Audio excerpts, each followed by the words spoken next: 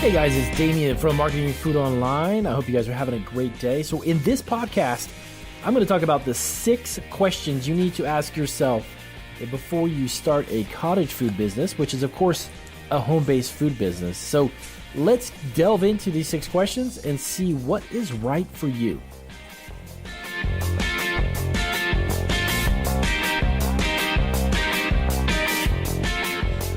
All right, guys, fantastic. So let's get started and jump right into the podcast. I'm super excited about bringing these 6 questions to mind. The reason being is that I get a ton of questions from subscribers about home-based food businesses. And I thought to myself, you know what? I'm going to sit down and figure out what would be 6 really important aspects. These are not just the only 6. Trust me, there's a lot of questions to ask yourself before you start a food business from home. But what are 6 really good questions that you need to kind of sit down and ask yourself about a food business from your home? And of course, the cottage food business is, I don't want to say it's restrictive, but of course, there are some things that you just can't do. And of course, shipping products from your home over to another state or online doing business, that of course is not something that's allowed in the cottage food business concept, and no matter really what state you're in at all. As regards to the basics about how you have to deliver the product, it is relatively the same across the board in every state. Some states do allow you to have a website, get up and running, and you can sell a product. You can make the transaction, of course, online. But when it comes to the delivering of the product, you have to do it in person directly to the person. And it's really restrictive in regards to, in most states, not in all, but in most states in regards to selling to restaurants or resellers, such as a retail store, for them to take it and then resell it.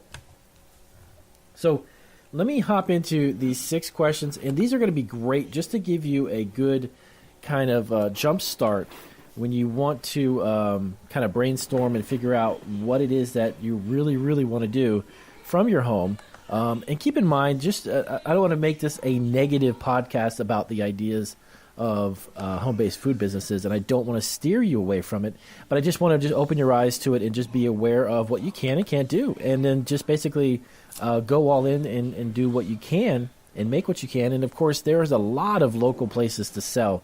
I've read stories online, and I've come across people in different counties and different states who have told me they make a very good living doing this. And of course, even just as a side business to get started, and then from there, who knows, you can evolve into a commercially licensed facility, and then get yourself online, and then that is a whole nother world. So let me jump into these 6 questions. Just some things you may want to sit back and, you know what, contemplate, kind of think to yourself. What is going to be best for you. And not only, it's not something that's really interesting about the home-based food business is that it's something that you need to consider everybody in the family. It has to be something that you got to consider if you have kids or if you have pets even. You know, there's a lot of aspects to home life that kind of come into play when you want to have a business at home. So let's jump right in. So is your family's schedule conducive to your using the kitchen, the family kitchen for family business? So with a busy schedule, for instance, you got normally the school day comes out around 9 a.m., 8 to 9 a.m. to about 2 p.m. Would that be the best period of the day for you to do your baking or your food processing or your food production? Trying to utilize the kitchen when obviously there's not 100 people going in and throughout the kitchen area. And of course, pets and smoking and such, these are things that are definitely prohibited, at least during the production of food products. And in some cases, 100% they are not allowed at all in any type of food production area.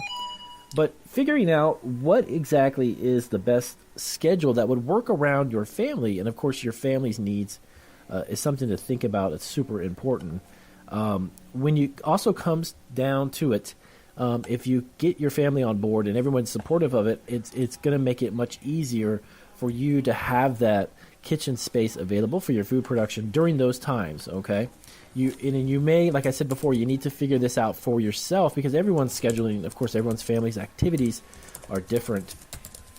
But you want to make sure that you can be able to utilize the kitchen and using the sinks and all of the other utensils and the bowls and the mixing, everything that you need during that period so you're not going to be disrupted, okay? So is there a place in your home environment also to store the supplies you would need to create the food products? So you got to keep in mind too, space, the physical space that you would need to have. What I highly, highly recommend you do is to have a separate set of equipment and utensils dedicated for your food business, not mixing those with your day in and day out pots and pans and cookware that you use for your family. But invest that little bit. You don't need to buy a lot of stuff, trust me. But investing in enough products that you will use specifically for the food production of your food product in your home. So you're not overlapping and using other day in and day out utensils. So keep that in mind.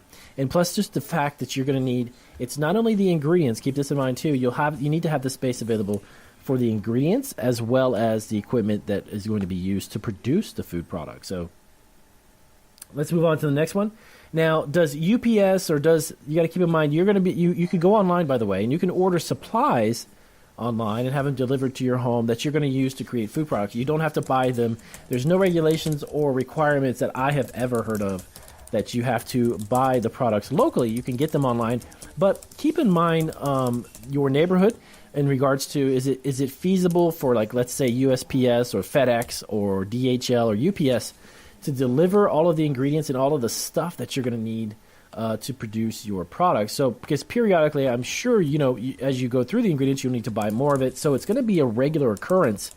So just make sure that, you're in a neighborhood that it's easy for them to kind of get in and out. Not every neighborhood, believe it or not, is accessible and makes it easy for these deliveries to happen, which can cause a stressful situation. It can cause a little bit more of a turmoil when it comes to trying to get ingredients delivered on time too. So keep that in mind. So does your home also, this is the next question you want to think about, does your home have a place that you can set up exclusively an office work for the business itself? If you've got an extra room that you want to dedicate as a business office, keep in mind that a home-based business is a business, okay? And being incorporated, having insurance and such is all part of the process of creating a business, plus having the actual physical space to have an office is another aspect you definitely need to think about, because it gets to the point where you maybe get so busy when you've got invoices coming in, or if you've got receipts from things you've purchased, keep that in mind. When you're paying your bills, all that stuff needs to be, of course, kept in an orderly fashion, and you want to have an office space dedicated to that. That's one aspect that many home-based food business entrepreneurs don't really give much thought to, and it can become a huge burden as opposed to something that could be a benefit. When it becomes a benefit, it's something that you keep track of and everything is orderly and neat. That's a great way to do it. It becomes a burden when you've got envelopes of receipts and invoices, and I can attest to this by my own experience. When I first started out, I wasn't necessarily thinking too much about the office space or the business aspects of that. I was looking to just basically get up and running and produce my food product. That's what I was so excited about. So keep in mind that you really need to have the physical space for some type of an office at your home, okay? So now, when it comes to the kitchen space, of course, everybody has different size kitchens, right? And you're looking to start a food business at home. You've got a certain amount of bowls and mixing utensils and maybe a kitchen aid that you've got, a mixer, and maybe a couple of food processors. The list could go on and on.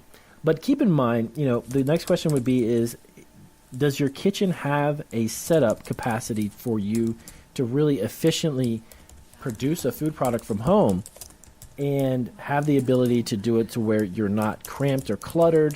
Can you keep that space organized? And is there really just even enough space for you within the kitchen to produce a food product? Something that a lot of people may not really think about, because you may be focused on really just getting up and running, and you're at that point when you really want to just get your product out there. But does your kitchen really, is it conducive? Is it really lending itself to an efficient way of using it that you can produce a business amount of food products on a regular basis? Cooking day to day, one item at a time, or making lunch and dinners and that type of thing is one thing. Producing enough products for you to make a profit and in large batches of stuff, does your kitchen have the physical space for it? So one other thing you want to keep in mind as well, as I mentioned before, I think the most recent video that I just posted, make sure that you apply for the tax exempt, okay? Get that exemption to enable you to buy the ingredients you need without paying the tax on the product, because you're going to be bringing those ingredients together and then producing that final food product. So just one last quick note about that. Cottage food businesses are definitely allowed to take advantage of that exemption. You do not have to be in a commercial facility to do that. Once you incorporate yourself, and of course, as I always tell you, please get yourself insurance to protect yourself and your business. You want to make sure that tax exemption is in effect and make sure that you're using it on a regular basis. So with that being said, I'm going to wrap this up really quick. I wanted to give you six really quick tips, some questions that you need to ask yourself about a cottage food business idea. There's a lot of you out there who have asked questions about the cottage food business in general, but I've never covered the topic of these items, being the reality of it with your family, your family members, your scheduling, how much space do you have available to dedicate, and so on. So take a look at these questions and sit back and kind of analyze what is best for you and figure out really what would make sense. And with that being said, as always, you guys, if you have not subscribed to my channel, Marketing Food Online is all about helping you bring your recipe to market. If you want to bring it to local markets or online, that is what I talk about. And do give me a big thumbs up if this was informative and helped you out and kind of gave you a step forward. As always, please, I appreciate the support. If you have any other questions, please do let me know down below, and I will get to them as soon as possible. And I will see you guys on the next video. Take care.